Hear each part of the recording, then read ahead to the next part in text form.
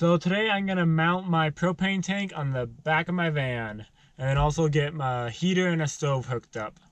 So for the past year or so, I've just had my propane tank in the back, in a semi-sealed area, not the best.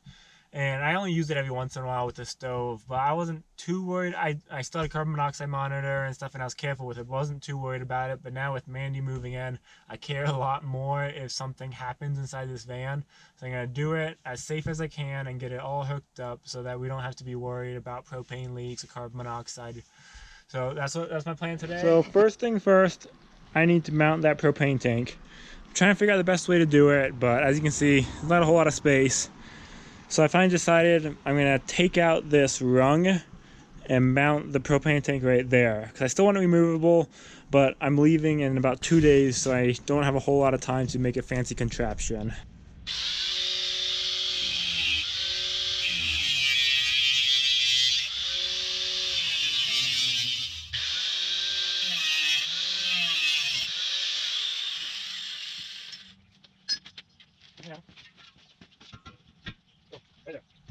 So for this, I'm just gonna follow the KISS method, which means keep it simple, stupid, and just stick to bungee cords. And let's see how I want to do this. So I'm gonna use this simple T, I guess you could call it a Y, which will split the propane in half. And originally I looked for a long time for valves for these, so I could individually switch one on and off. But I couldn't find one because I still can't find one. I don't think they make any. But I did more research and I honestly wouldn't need one, and I'll show you why you don't really need one in a bit. So in a perfect world, I'd just drill the hoses this size, but then I wouldn't be able to slide in, so I got to drill the hole that size.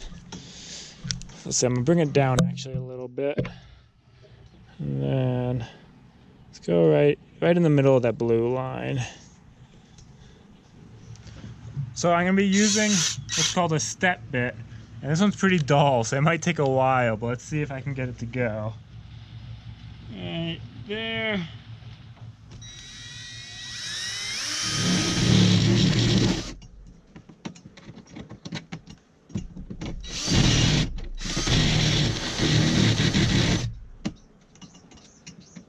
Boom.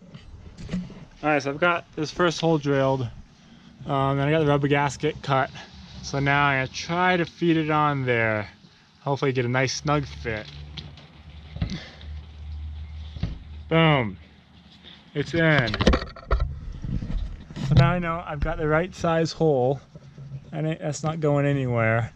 But the hose is bigger than that hole. So now I got to cut that hole to the right size for the hose.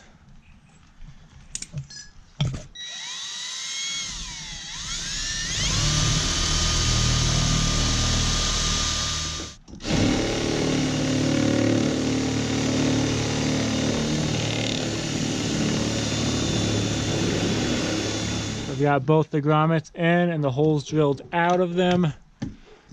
Now I gotta start feeding the hose through. This is the way I used to have my propane tank, but now I'll have those two holes up there. So originally my stove was here, pulled it out, and I could use it, but it's a pain in the butt because the plug-in for the stove is right here for the gas, and I used to keep my propane down here, so I have to feed it all the way back through here, and it wasn't very convenient. And now, especially if I have the double bed out, like I will have more often, it's not going to be very clean and messy, and my clearance here isn't very high. So instead I'm going to move the stove.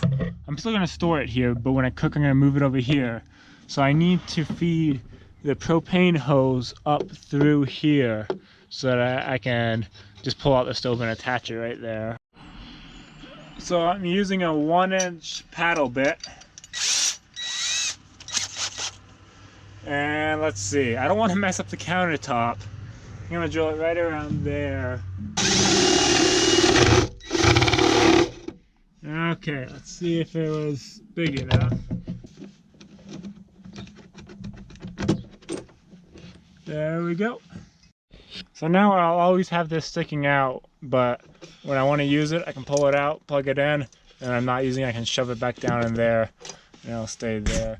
And all of these joints, when they're not being used, the way propane works is that no propane comes out. And I don't 100% trust it, so I'm still gonna put a cap on this, even though no propane comes out. I just don't want any problems. Okay, so I carefully fed the hose through, and now I gotta put the gasket on it. So I've got my pigtail sticking out. Hopefully it's long enough. I do have a little bit of a gap right here, so I might spray in a little spray insulation or something.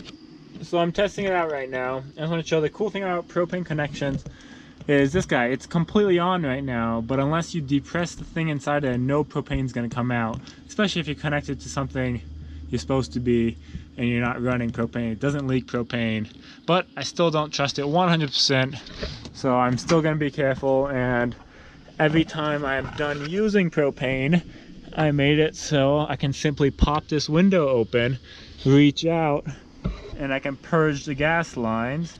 So I just drilled out a hole for the hose, got the hose coming in, and I was just testing it out a little bit. Everything's working fine, and I'm trying to figure out the best place to mount it, because it's in the manual book, but you need to follow the clearances, and it's like 6 inches on the sides, 0 on the back, 6 on the other side, and like 36 inches in the front and above. So at first I wanted to put it over here, but the curtain would be too close. I wasn't comfortable with that. So that's with the bed out. So if I put it any further this way, this would be a little bit dangerous. So I think I am gonna have to do it there. I'm never gonna use it while we sleep, but it would be nice to be able to, in the mornings right before we go to sleep, just blast it for a little bit to get the whole place warmed up before we sleep or make breakfast. I think I'm gonna have to mount it right there, and I'll make it a removable mount. So I made this little contraption, which is gonna slide in here and both support the back of the furnace right there, as well as right here will hook in. And I just gotta attach it to this door. So I've got it all installed. It's very, very snug. We won't be using it while we're driving anyway, but I still want it really snug. And then when we want to get into either one of the cabinets, you can just turn it off, pick it up, pull it off, open up this cabinet, get to our cooking supplies, which we need to pack, and then get to our gray water down here. So just for a little extra security, I'm gonna go ahead and throw a lock on here. Let's see. There we go.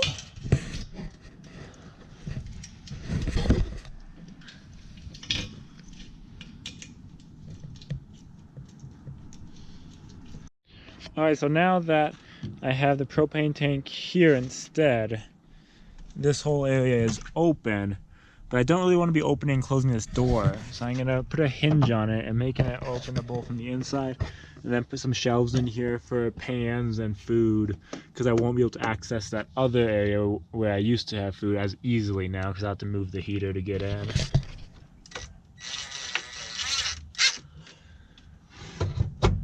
Alright, so I got propane and the stoves in. As you can see, it is 32 degrees inside right now. So, if I want to turn on the heater, I simply come over here, open up the window. Oh, where are you? Open up the propane.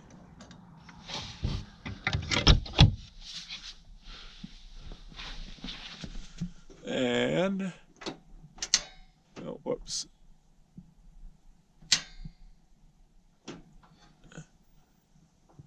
And there we go, we've got heat. The last thing for me to do is going to be check for leaks. So for that, I'm going to use just a simple soap, or soapy solution, and check around all the connections. And if there's a leak, it will be decently obvious. You can see it, there'll be bubbles coming up.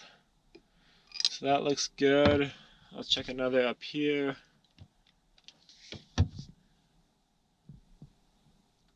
Looks good. And down here, not seeing anything. And then I have a carbon monoxide down below here, but in order to have a little bit of redundancy, especially because it will be in cold areas or batteries might not do very well, I did get myself another carbon monoxide monitor right here. It's about to go off really loud, so before it goes off, oh, it went off. Okay, is it done? Anyway, that's all. We're hitting the road. We're hitting the road tomorrow, so we got a little bit of packing to get done, and then We're excited. I think we're ready. We'll find out soon. Come along for the ride.